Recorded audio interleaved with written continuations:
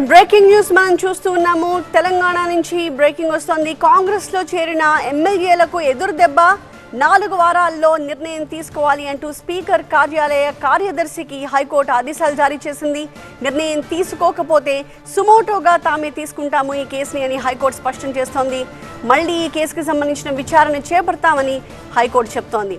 ఇటీవలే వరుసపెట్టి అనేక మంది ఎమ్మెల్యేలు కాంగ్రెస్ పార్టీలో చేరిన నేపథ్యంలో వాళ్ళందరికీ కూడా హైకోర్టు నుంచి తాజాగా ఇప్పుడు ఆదేశాలు వస్తున్నాయి. వాళ్ళందరికీ ఖచ్చితంగా ఎదురుదెబ్బగానే హైకోర్టు ఆదేశాన్ని మనం చూడాలి. 4 వారాల్లోగా నిర్ణయం తీసుకోవాలి అంటూ స్పీకర్ కార్యాలయ కార్యదర్శికి హైకోర్టు తాజాగా ఆదేశాలు ఇచ్చింది. ఒకవేళ నిర్ణయం గనక తీసుకోకపోతే తామే ఈ విషయాన్ని సుమోటోగా స్వీకరిస్తామని చెప్పి హైకోర్టు అంటోంది. మళ్లీ కేసు విచారణని చేపడతామంటోంది హైకోర్టు. మరింత సమాచారాన్ని మా ప్రతినిధి విజయ్ అందిస్తారు. విజయ్, హైకోర్టు తాజా ఆదేశాల్లో ఉన్న అంశాలు ఏమేం చెప్తోంది హైకోర్టు? ఈరోజు బీఆర్ఎస్ పార్టీ నుంచి కాంగ్రెస్ పార్టీలో జాయిన్ అయిన 3 ఎమ్మెల్యేలకు తెలంగాణ హైకోర్టులో ఎదురుదెబ్బ తగిలింది. ఖైరతాబాద్ ఎమ్మెల్యే దానం నాగేంద్రతో పాటుగా స్టేషన్ గన్పూర్ ఎమ్మెల్యేగా ఉన్న కడియం శ్రీహరి, భద్రాచలం ఎమ్మెల్యేగా ఉన్న తెల్లం వెంకట్రావు, ఈ 3 అనర్హత చేయాలంటూ, ఈ 3 పైన అనర్హత వేటు వేయాలంటూ బీఆర్ఎస్ పార్టీ దాఖలు చేసిన పిటిషన్ని తెలంగాణ హైకోర్టు అనుమతించింది. 4 వారాల్లో చర్యలు తీసుకోవాలి అని తెలంగాణ స్పీకర్ కార్యాలయాన్ని ఆదేశించింది. ఇప్పటికీ ఈ పిటిషన్ పైన దాదాపు నెల రోజుల క్రితమే ఆర్గ్యుమెంట్స్ కంప్లీట్ అయ్యాయి.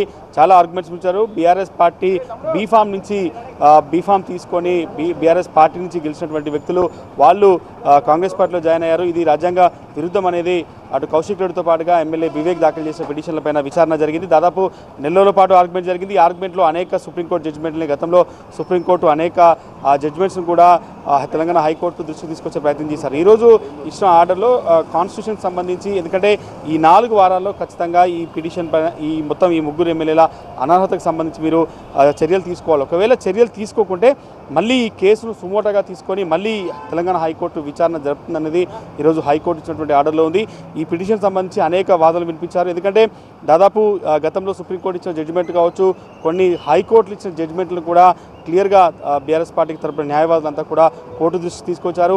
దాంతోపాటుగా గతంలో 2014-18 సమయంలో కూడా జరిగినటువంటి కొన్ని తెలంగాణలో జరిగిన ఇన్సిడెంట్స్ కూడా అటు ఈ 3 ఎమ్మెల్యేల తరపున న్యాయవాదులు కూడా కోర్టు దృష్టికి తీసుకొచ్చారు. ఎస్పెషల్లీ బీఆర్ఎస్ పార్టీ దాఖలు చేసిన ఈ పిటిషన్లో ఖైరతాబాద్ ఎమ్మెల్యే దానం నాగేంద్రకు సంబంధించిన వ్యవహారాన్ని ప్రధానంగా మెన్షన్ చేశారు. ఆయన బీఆర్ఎస్ పార్టీ నుంచి గెలిచి కాంగ్రెస్ పార్టీలో జాయిన్ అయ్యారు. దాంతోపాటుగా పార్లమెంట్ ఎన్నికల్లో ఆయన కాంగ్రెస్ పార్టీ బీఫామ్ నుంచి ఎంపీగా కూడా పోటీ చేశారు. కాబట్టి ఖచ్చితంగా ఇది పార్టీ ఫిరాయింపు కిందకు వస్తుందనేది ప్రధానంగా వాదించారు. మొత్తం బీఆర్ఎస్ పార్టీ తరఫున గండ్రమోహన్ రావుతో పాటుగా రామచంద్రరావు అడ్వకేట్లు ఇద్దరు కూడా వాదన వినిపించారు. ఈ 3 పైన అనర్హత తీసుకోవాలి.